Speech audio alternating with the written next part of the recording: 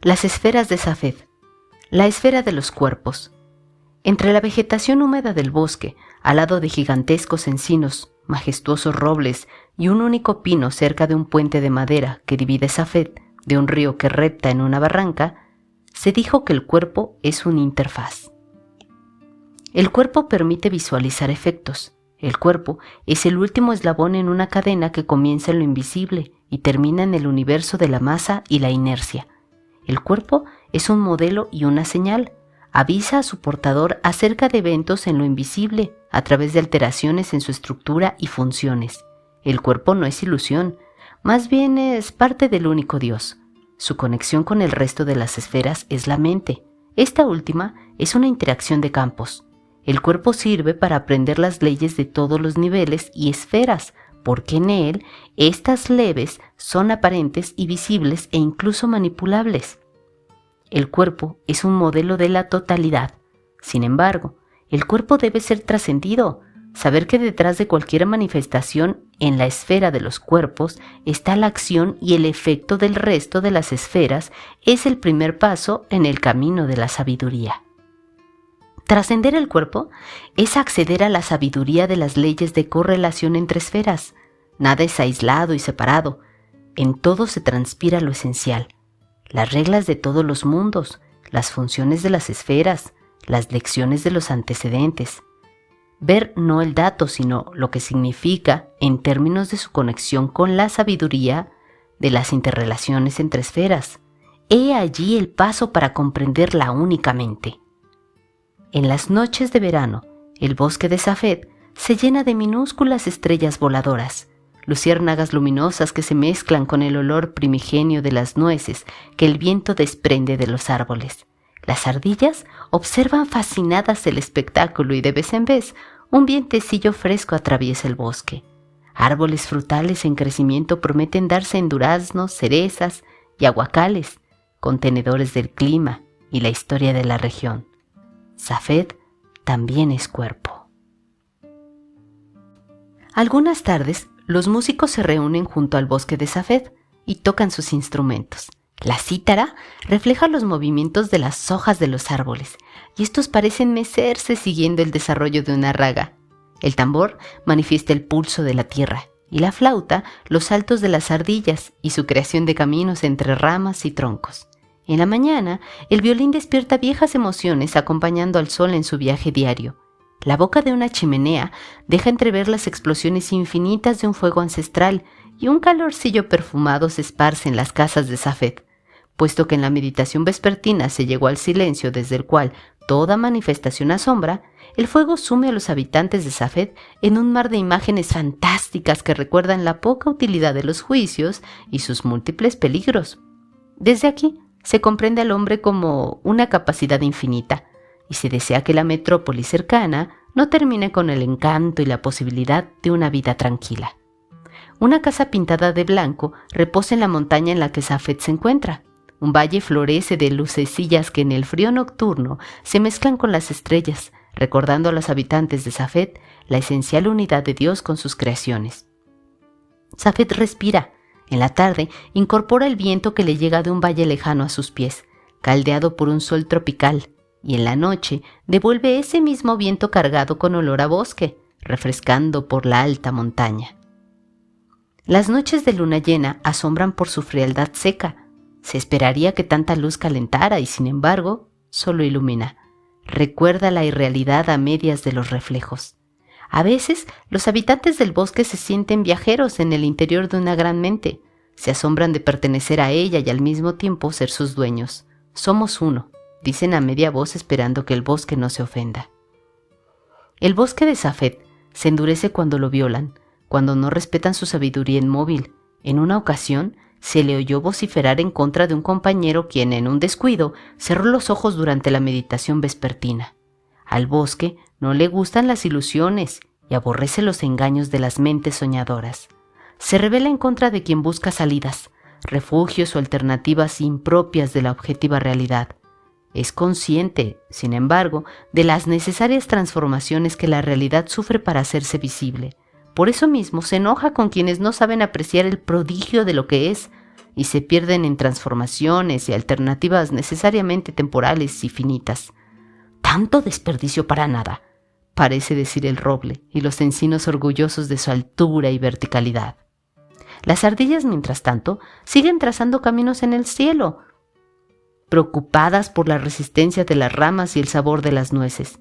En el invierno, la tierra decide retornar a su nivel primigenio de virginal blancura, aun cuando lo tenga que pagar con un dejo de frialdad penetrante. Es frialdad de purificación, anuncian los álamos, mientras el único pino de Safed se regocija al reconocer distinto a cada copo de nieve y, sin embargo, unido en su idéntica sustancia con todos los demás. Ese único pino es un ermitaño que se pasa la vida en contemplación permanente, observando el cambio del tiempo y la recurrencia de los ciclos. A veces, algún habitante de Safed se acerca a ese pino y abraza su tronco masculinamente erecto. En esos abrazos desciende una luz que parece hablar, abriendo territorios para la conciencia humana. Cuando eso sucede, Safed se unifica en un asombro expectante y todos sus habitantes reciben los mensajes, algunos en sueños, otros en vigilia y la mayoría fuera de sus cuerpos. Existe un sentido que se vive cuando se adquieren organización y energía. Desde allí, se percibe que todo cumple la ley de incrementar su capacidad de ver. Todo aumento de organización y orden requiere de alimento e impecabilidad. En las tardes, a la hora de la puesta del sol, las nubes de Safed se tiñen de tonos violeta, rosas, rojos y anaranjados. Esas nubes parecen recordar sus orígenes en el mar lejano, superficie homogéneamente repleta de reflejos, ser majestuosamente líquido que representa en su inmovilidad la sabiduría profunda del encuentro con el uno mismo, esencia que no se pierde ni aun cuando se evapora en blancas y esponjosas viajeras. El mar requiere de la dimensión del sol para transformar su holgura uniforme en manifestaciones individualizadas que abandonan su superficie y viajan en un cielo benevolente. Las nubes emergen del líquido al recibir energía y hablan de lo que acontece con la conciencia también sometida a idénticas leyes. Los habitantes de Safed reconocen en la coloración de las nubes designios de su propia conciencia, porque además de recordar la similitud de leyes, saben que nada acontece por azar. En ocasiones, algún joven inexperto se pregunta el porqué de Safed e indaga en su propia vida intentando reconocer un sentido último, pensando que la razón y el pensamiento responderán sus incógnitas. Los viejos sonríen reconociendo la ilusoria esperanza de una juventud tan orgullosa como la que ellos mismos recuerdan haber transitado. Alguno se acerca al joven y le dice que la mente y la razón y el pensamiento tienen un límite. Ellos, dice serenamente, saben hacer preguntas pero nunca ofrecen respuestas efectivas. La realidad se encuentra más allá del pensamiento. También Safed está habitada por monstruos, seres materializados cuyo único interés es la tenencia de la tierra, la posesión del dinero y el control del prójimo. Manifestaciones de los más bajos instintos habitan en esas gentes y sus cuerpos exhalan campos destructivos y dañan el ambiente, y toda conciencia que se pone en contacto con ellos sufre porque le hacen olvidar su origen y camino. En ocasiones se entablan luchas terribles entre esos monstruos y la comunidad de místicos. Estos últimos utilizan la oración, la luz, la meditación, mientras que los otros, el engaño, la brujería negra, los maleficios y los trabajos de daño. El cielo se oscurece y todo calla en Safed, esperando expectante el resultado de la lucha. El amor y la luz siempre vencen aun cuando su aceptación desgaste y duela. Los monstruos se alejan y algunos cambian de vereda mientras los pájaros vuelven a trinar y las ardillas a recorrer sus caminos cerca del cielo, entre nubes y ramas de altos árboles. La vida regresa a su curso y de nuevo se escuchan los mantras y la música sacra. Aún del dolor se aprende, puesto que enseña lo que todavía requiere trabajo, lo no resuelto, lo falto de solución, las carencias, las debilidades y los gestos inútiles. Los partos duelen y las muertes desgarran, pero de todo se aprende porque el amoroso ser jamás abandona a sus hijos. Un día, Safed fue visitado por un grupo de aventureros, quienes, habiendo oído acerca de las prácticas espirituales del lugar, decidieron aprovecharlas en beneficio de su curiosidad y apetitos mundanos. Les interesaba el control y creyeron que Safed les enseñaría algunas técnicas energéticas de manejo de conciencias inocentes y desprevenidas. Se acercaron a un rabino y le propusieron ser sus discípulos. Este aceptó adivinando los reales propósitos y fraguando un plan para frustrarlos. Los convocó a medianoche en las afueras del bosque y les ordenó que se acostaran boca abajo en la tierra mientras pronunciaban un mantra mágico. Este tenía como efecto el de desencadenar un ataque de terror irracional e incontrolable. Los vagabundos, pensando que esa técnica redundaría en su beneficio egoísta, hicieron lo demandado por el rabino, y en el instante en el cual repitieron el mantra, sintieron que no era tierra lo que sostenía sus cuerpos saturados de placeres, sino más bien el lomo de un gigantesco lemur disfrazado de tierra y enterrado en ella. Los vientres de esas pobres gentes se contrajeron en un rictus de dolor insufrible y en medio de una taquicardia insoportable partieron raudos en dirección de la ciudad, jurándose jamás intentar el retorno a ese infierno safediano. El rabino riendo se alejó del lugar y en la sinagoga de la comunidad contó lo sucedido ante el beneplácito y la aprobación de sus vecinos comunales. Experiencias como las anteriores han hecho que los rabinos de Safed sepan defender sus legítimos derechos y actualmente conozcan técnicas que permiten terminar con una invasión o un ataque antes de que éste se manifieste en el plano físico. Han entendido que los niveles más profundos de uno mismo son los más poderosos, y lo mismo sucede cuando se es capaz de detectar los niveles de identidad de cualquier otro ser. En realidad, la detección de tales niveles no es otra cosa sino el establecimiento de la conciencia individual en la totalidad. Es por ello que en ese nivel se es capaz de realizar milagros de autocontrol. Lo mismo acontece con la capacidad de levitar, mover objetos, etc. Todas ellas están basadas en la capacidad de colocarse en la experiencia del uno mismo más profunda, íntima e individualizada. Los místicos de Safed saben que lo individualizado es la focalización concentrada de todo en un punto. Por ello, en realidad lo individual y lo colectivo son indistinguibles y forman una unidad inseparable. Sin embargo, la conciencia tiene un acceso limitado a tal unidad. La percibe sensorialmente creyendo que lo que ve pertenece a un universo externo a sí misma.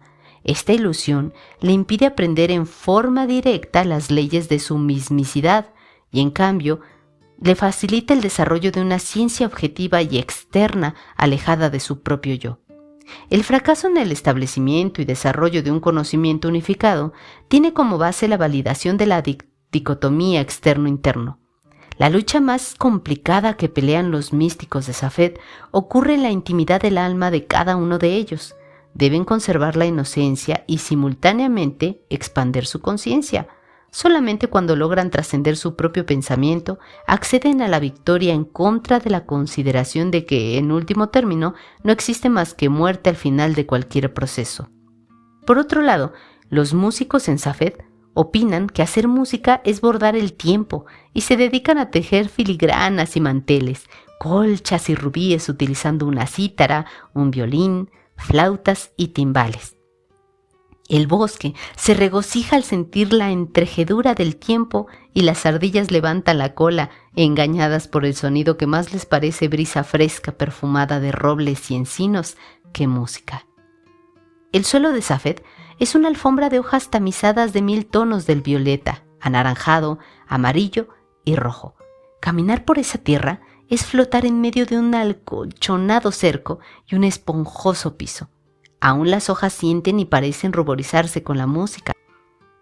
Todo en Safed es dulzura, excepto por un ser quien, escondido entre la espesura, cambiando de lugar a cada instante, asusta a los niños y hiere a los mayores. Nadie sabe quién es y por qué allí habita. Se le teme, respeta y en ocasiones se dialoga con él. Ese atrevimiento lo ha tenido un solo rabino y cuentan que se ha convertido en amigo de la entidad. Los demás admiten aceptar el dolor que les produce como bendición divina y señal de la necesidad de mayor elaboración interna y purificación de conducta. Cuando llueve, Safed se satura del perfume de la tierra mojada. Las húmedas hojas reflejan el sol en 1000 matices del amarillo, y el frescor de los charcos invita a meditar en el reflejo de las luces de las luciérnagas. En Safed, la conexión con Dios se percibe en forma directa. La lluvia, la tierra, los árboles, el cuerpo se conducen de acuerdo a las leyes de acción-reacción. Todo tiene su precio en la esfera de los cuerpos. Sin embargo, aún en esta esfera se transpira la existencia de un nivel en el cual las leyes de acción-reacción se trascienden. Se vislumbra la esfera del silencio.